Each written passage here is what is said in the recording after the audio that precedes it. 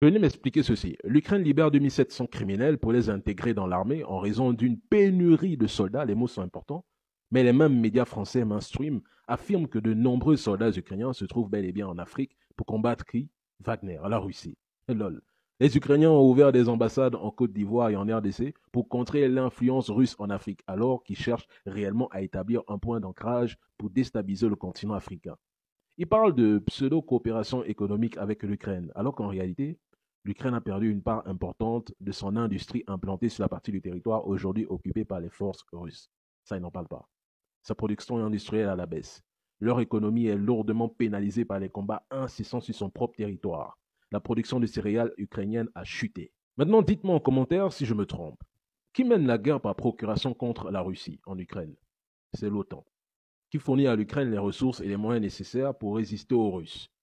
C'est encore l'OTAN qui a poussé Zelensky à mener cette guerre interethnique. C'est l'OTAN, en avril 2022, qui a interdit Zelensky de négocier avec Vladimir Poutine alors que le plan de paix proposé par la Turquie était prometteur. C'est encore l'OTAN qui a provoqué la révolution orange en 2004 et le Maïdan en 2014 en Ukraine. C'est l'OTAN.